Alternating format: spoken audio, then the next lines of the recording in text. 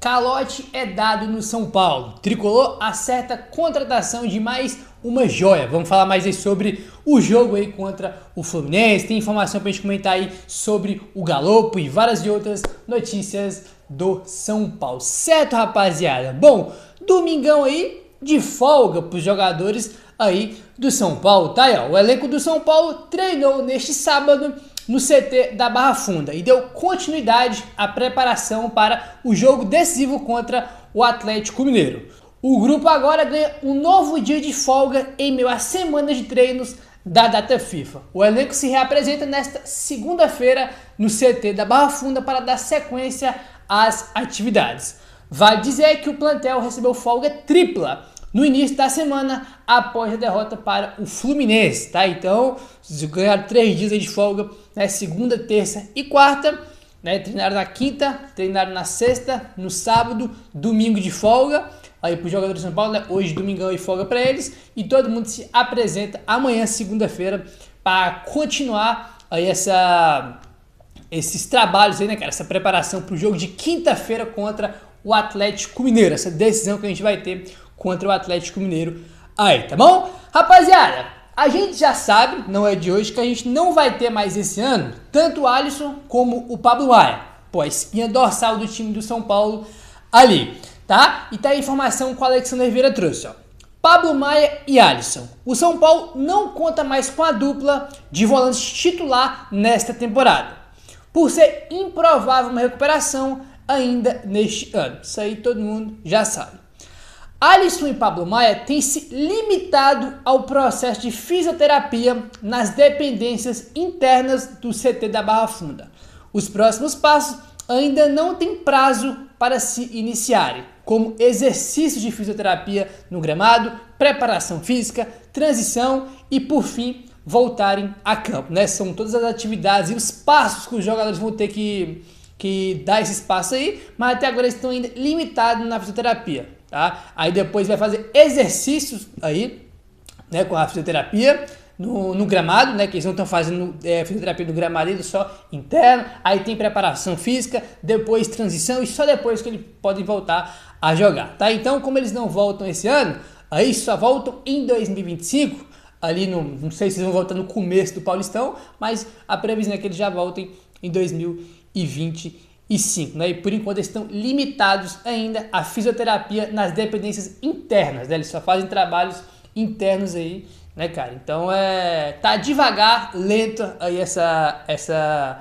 recuperação deles, mas enfim, independente de ser lento ou não, os dois têm que voltar bem, saudável, recuperado. O que não pode é os caras ficar um tempão fora, voltar e se machucar de novo, né? Óbvio, se machucar quando a gente fala, se ele tiver a mesma lesão ou não se recuperou direito, né? Óbvio, quando o jogador volta, tá sujeito a se machucar qualquer jogo, qualquer treino, né? Mas que eles se recuperem bem aí pro ano de 2025, tá bom? Vamos avançando agora, rapaziada, e o negócio é o seguinte, ó.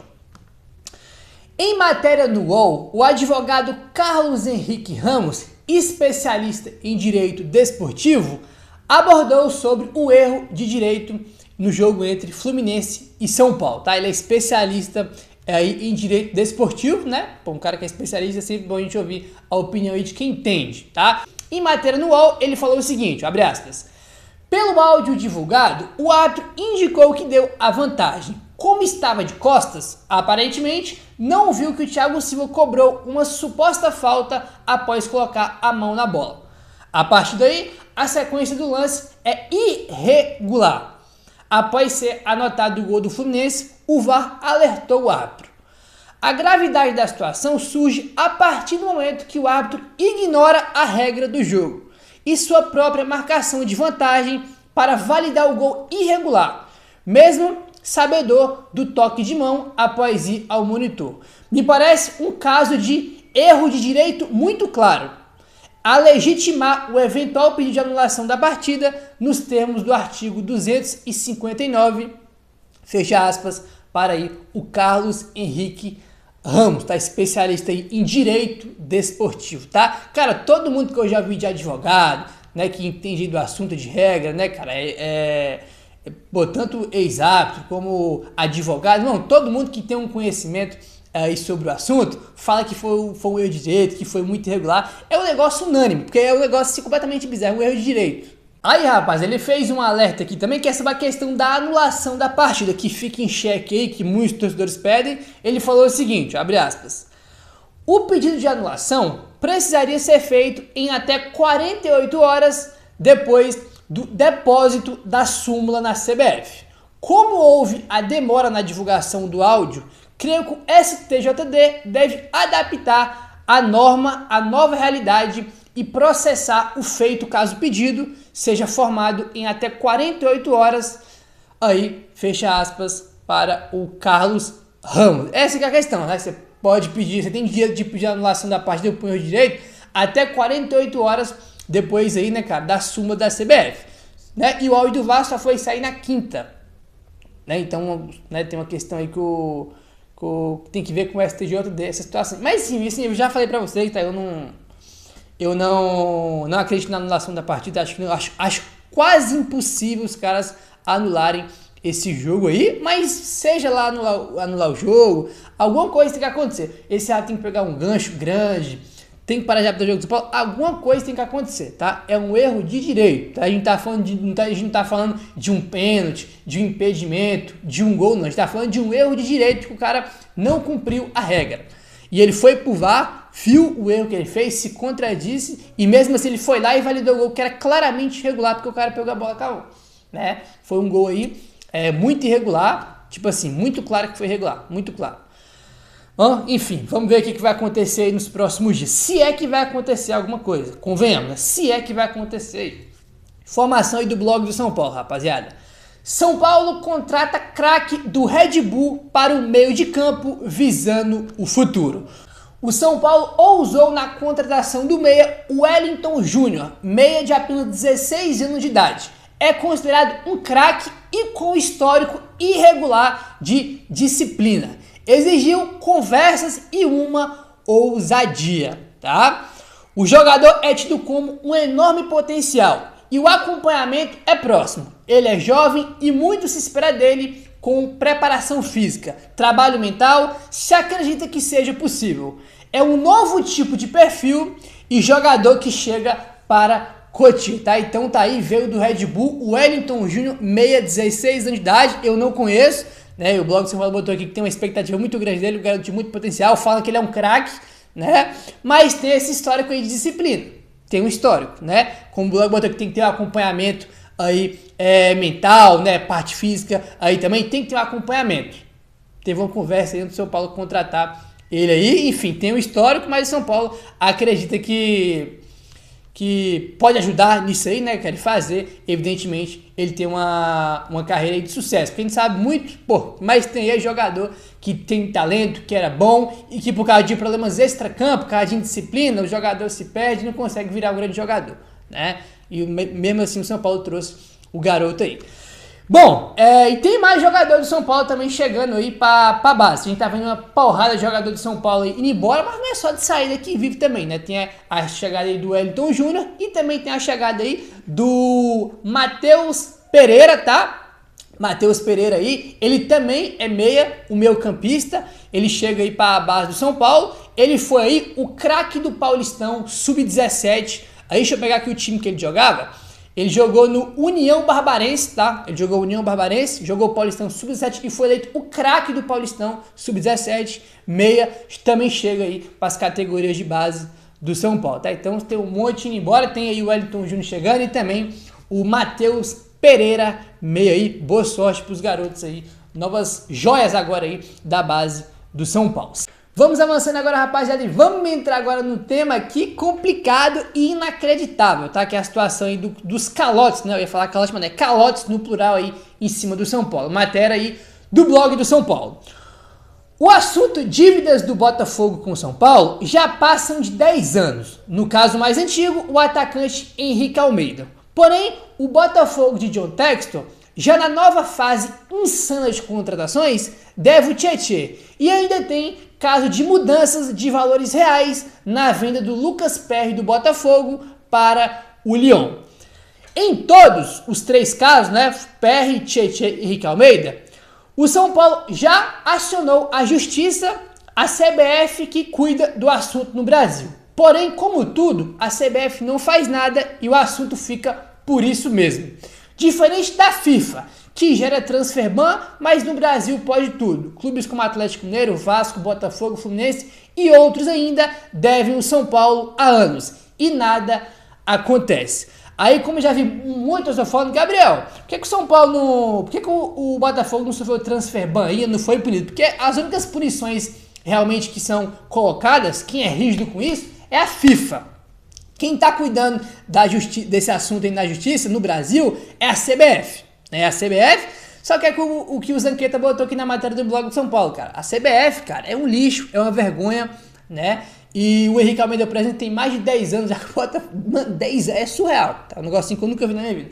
10 anos, mais de 10 anos que os caras levam o São Paulo e até agora os caras não sofreram uma punição sequer. Aí o São Paulo vai lá e vende o Tietê, os caras não pagam o Tietê, os caras vão lá, vendem o Lucas Perry, Pulhão, vendem, né, porque os dois clubes são do Textor, vende o Perry do Botafogo, Pulhão, o São Paulo tem uma porcentagem do direito do jogador que tem direito a uma grana e até agora nada, tá? Henrique Almeida, Tietê e Lucas Perry. Eu vou repetir o que eu já falei outras vezes, eu nunca vi na minha vida um time só dever o outro por 3 jogadores diferentes. Eu nunca vi isso na minha vida. É o Botafogo em relação ao São Paulo. E tome 200 milhões de contratação, 300 milhões, um é 10 milhões de euros, outro é 15, outro é 20, e pagar o São Paulo não paga não. Aí entra aquele assunto, né, porque entra aquele assunto que virou pauta aí nas últimas semanas entre os clubes e também na CBF, que teve uma reunião, que é a questão do fair play financeiro. Eu sou super a favor do fair play financeiro. Eu não tenho nada contra, tá? Tipo, nenhum tipo de problema ao Textor gastar esse tanto de dinheiro em contratação, como muitos já estão se incomodando. O Textor comprou o Botafogo, ele tem grana, ele pode botar 1 bilhão, 2 bilhões, se ele quiser botar 100 bilhões no Botafogo de contratação, ele pode. Por que não pode? Não tem fair play financeiro, ele não tá fazendo nada de errado, tá? Nada de errado. Agora, essa questão de contratar jogador, contratar e não pagar os que devem, isso aí é o fim do mundo, cara, não tem condição alguma, velho. Tu vê o Corinthians aí, comprando o Depay por 3 milhões, e deve todo mundo. Aí o presidente lá do Argentino vai dar entrevista falar que os caras não pagaram lá o jogador. O presidente do Cuiabá dá entrevista fala que o Corinthians dá calote e não paga o jogador. E vai lá meter 3 milhões por mês pro Depay. Por quê? Porque não tem fair play financeiro. Os clubes aqui fazem o que quiser. Deve, não paga e contrata jogador. E é o caso que acontece com o Botafogo. O blog botou aqui, né, que o Atlético Mineiro deve, o Vasco, o Botafogo, o Fluminense. O Fluminense até hoje não pagou o São Paulo pelo Hudson. O Hudson já se aposentou e o Fluminense não pagou o São Paulo pelo Hudson. O futebol brasileiro é uma zona, um negócio assim vergonhoso. Óbvio que isso vale para os dois lados, né? É que o São Paulo, pelo menos a gente não tem nenhuma notícia que o São Paulo está devendo algum time aí por alguma contratação, né? E se deve, imaginou que tá pagando tudo em dia, as parcelas certinho, porque quando não paga, isso, o presidente fala, sai notícia, né? E no São Paulo, você não sai nem notícia que o São Paulo tá devendo algum time aí, ou atrasou, né? Óbvio que tem contratação que tu paga a longo prazo, né? Mas não tá atrasando, né? Então, pelo que a gente vê aí, tá tudo aí em dia o do São Paulo. A última vez que eu me lembro de informação que o São Paulo atrasou um pagamento por uma compra de um jogador, foi o Atlético Goianiense no ano passado. A gente comentou aqui, cara, não pode ficar... se deixar passar por isso aí, porque o presidente do Atlético Goianiense deu entrevista e falou que o São Paulo atrasou. Olha a vergonha que é. É um negócio vergonhoso, a gente veio aqui e criticou a diretoria. Mas também tem outro lado, né? Que é o que os clubes também não pagam o São Paulo. Futebol brasileiro, rapaziada, é um negocinho vergonhoso, cara. Vergonhoso aí. Isso tudo é culpa da CBF. Os clubes também têm sua parcela também, evidentemente, mas a maior de tudo é a CBF, porque, como a gente já comentou, né, a CBF que está cuidando aí desses processos na justiça e não acontece porcaria nenhuma, tá? Inacreditável. Vou repetir de novo, eu nunca vi na minha vida um time dever o outro por 3 jogadores diferentes. Henrique Almeida, Tietê e Lucas Perry. É surreal, tá? É surreal. Aí, vai saber quando é que vai pagar, né? O Henrique Almeida tem mais de 10 anos, não paga, vai saber quando que vai pagar, se é que um dia vai pagar. E tome contratação do técnico, tá? Não tem problema nenhum dos caras contrata quem quiser, o Messi, o Cristiano Ronaldo, mas tem que pagar o que deve, né? Se tem dinheiro para contratar, tem que pagar também as dívidas aí e o que deve ser para todos os clubes, incluindo o São Paulo, tá? Incluindo o São Paulo aí, incluindo o São Paulo. Sempre vamos deixar bem claro aí, porque é o nosso clube, mas tem que, evidentemente, honrar os compromissos, tudo certo aí. Formação aí do Alexander Vieira, rapaziada. Galopo está treinando forte e quer uma oportunidade de mostrar serviço. O atleta quer ter mais protagonismo no time e nunca deu problema no São Paulo e nem para o Zubeldia no dia a dia no CT da Barra Funda, tá? A gente já comentamos aí sobre o Galopo nos últimos dias, foi a informação que foi o Trivela que trouxe, fez uma matéria sobre isso, que o Galopo estava incomodado aí com a perca de espaço, aí perdeu muito espaço nos últimos jogos. Teve o jogo contra o Fluminense lá que o Rodriguinho foi pro banco, o Lisieiro estava machucado, já voltou, foi pro banco e ele ficou de fora. Mas, cara, os últimos jogos que ele entrou, irmão, foi um pior que o outro, tá? Não adianta do cara querer oportunidade, tá incomodado e quando entrar, fazer aquela patifaria que ele fez contra o Cuiabá, contra o Vasco. Pô, tu entrar mal, irmão, cada vez tu aperta mais espaço. E é o que acontece com o Galopo, né? Cada vez que ele vai jogando mais e vai jogando mal, uma hora o cara vai perder espaço, mal vai entrar, que é o que tá acontecendo com ele aí. Vamos ver se o Zubeldia vai voltar a dar oportunidade pra ele ou não. Ele já se recuperou aí de dores, né? Nem falaram que nem era lesão, nem era dores que ele tava tendo. Aí tá de volta, enfim. Meu parceiro, se inscreve no canal, ativa o sininho, valeu, tamo junto e saudações tricolores.